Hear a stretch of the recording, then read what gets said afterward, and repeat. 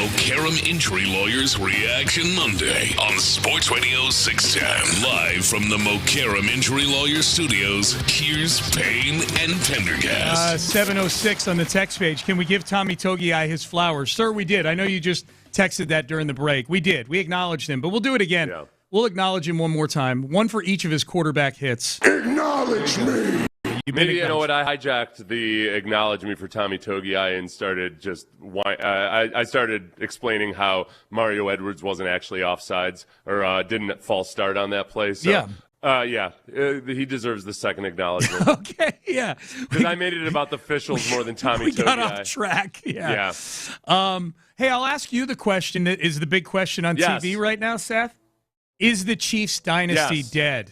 Is it dead? It's dead? Dead as it can be. Dead as a doornail. Yeah. Okay. I don't know. No. Nobody's ever dead in the NFL. No, and it's not dead. It's just this is way too similar to also remember the two life cycles that Tom Brady had. And it's really three life cycles because they had the first three Super Bowl championships, and then they had a dark period where all they were doing was going to Super Bowls but losing them. To Eli Manning of all people. Yeah, and they started winning the Super Bowls again. But really, it's I think Pat Mahomes is going to have a long career. The interesting thing will be how much longer does Andy Reid coach. Mm-hmm. I think Pat Mahomes is likely to finish his career in Kansas City. Oh, yeah. But with a different coach than Andy Reid. Yeah. And he's shown very much his own. Like Pat Mahomes has shown that he cannot be Superman and do it all on his own. Mm-hmm. As he gets older, it's going to get harder and harder to do. Yep. And they're going to have to make some changes. Yep. They're definitely on the down cycle. If they don't, I see Chiefs fans this morning asking about tanking. How does it work? I heard about this tanking thing. They was like, hey, what about this tanking thing? Yeah. You guys, Jenkins, give me a report on tanking. Exactly. Just ask ChatGPT about it. Just give me something. Yeah. Their schedule the rest of the way, it's interesting. They're screwed. They host the Chargers next weekend. Then they're at Tennessee. Then they host the Broncos.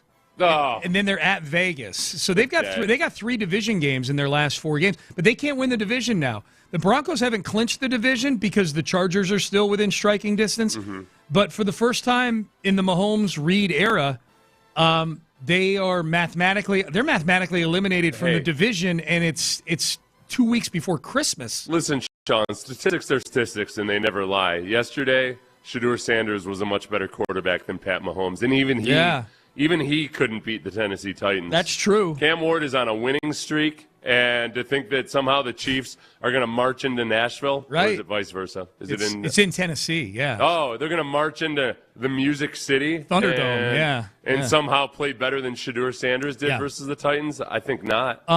This will be fun. Like tonight's Monday night game has me way more amped because the Texans are 8-5 right now. We're big Philadelphia Eagle fans tonight. Mm-hmm. This is fun, man. Scoreboard watching season. I like it. This is the much beleaguered and embattled Philadelphia Eagles. Their backs against the wall. Yes. Can they take care of business for the Texans? That's right. That's right. Yeah, we're big Jalen Hurts fans tonight. To talk about a different style of play, the Eagles. You look at the red zone scoring percentage, and it's everybody. And then way up at the top, 75% touchdown scoring percentage in the red zone, the Eagles. If they get down to the red zone, you're screwed. They score. It's just a matter of just getting down there that sometimes eludes them. Someone saying on the text page, I need more. This is on the heels of us playing a bunch of highlights before, one of which was a Woody Marks touchdown catch. I need more Woody Marks on pass routes. That'd be perfect against all these blitzes. That's interesting.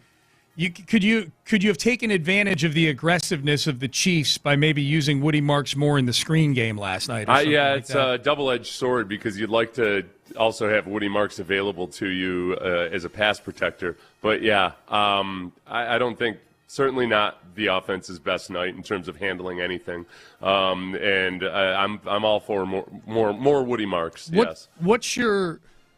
I mean, they're obviously not going to be a great offense by the end of the year. Like they just won't. What's your vibe? What's your optimism level that this can get to be an offense that can coexist with this defense at a playoff level?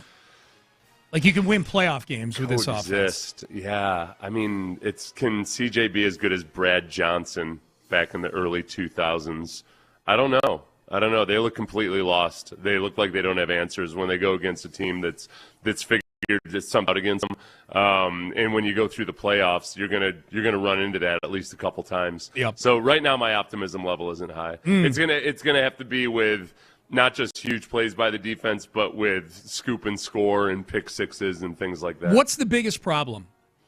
The biggest problem is that really they genuinely can't hold up physically on the offensive line. Yeah. And they do a lot. They make up for it with the quarterback getting rid of the ball quickly, whether it's Davis Mills or C.J. Stroud. But when you face smart defenses, and I think the Chiefs, despite the Chiefs not being the same as they typically are, they're a smart defense.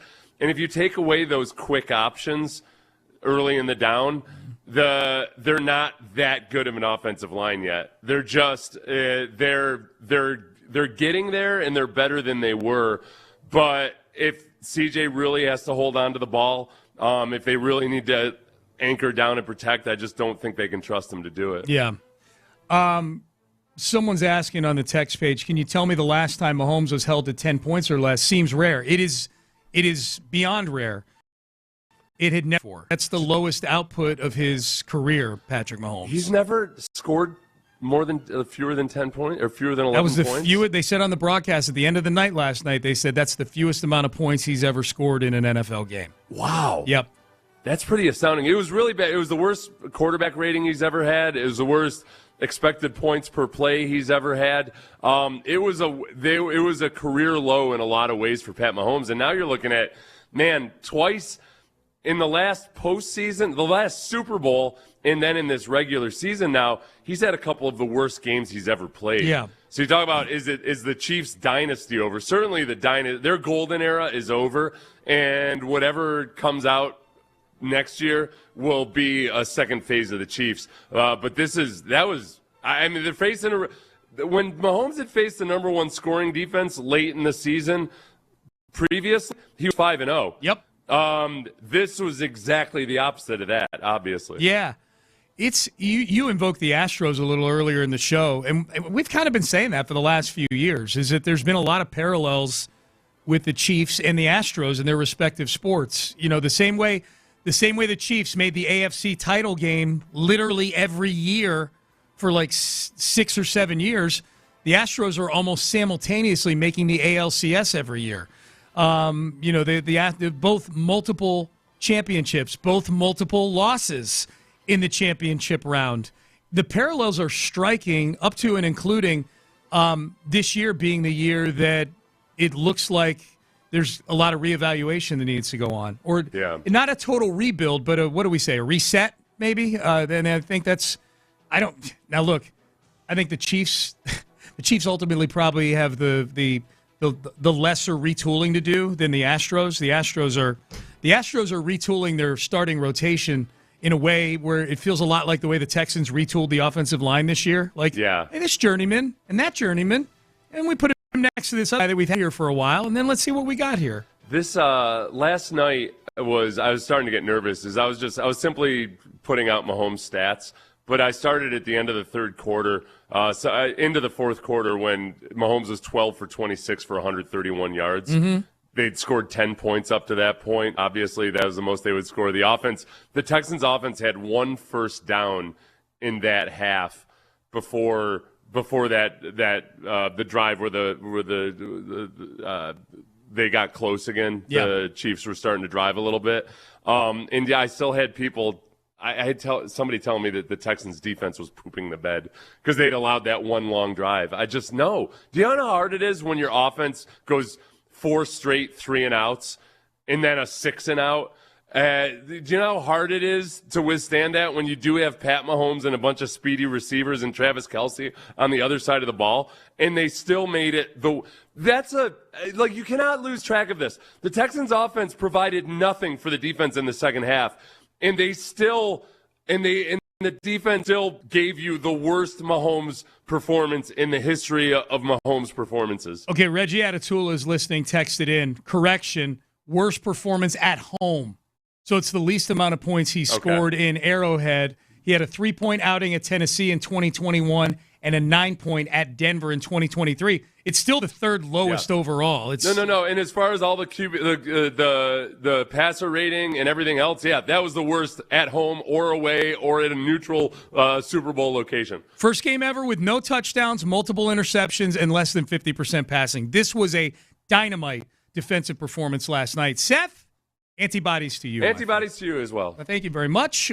We are out of time. We will hand things over to John Harris and Mark Vandermeer for what I'm sure will be a jubilant Texans Monday on Texans Radio. We've got you covered throughout the day. Obviously, 10 a.m. in the Loop, 2 p.m. The Drive with Stoerner and Hughley, and then obviously Monday Night Football tonight. All eyes on that. Philly against the Chargers in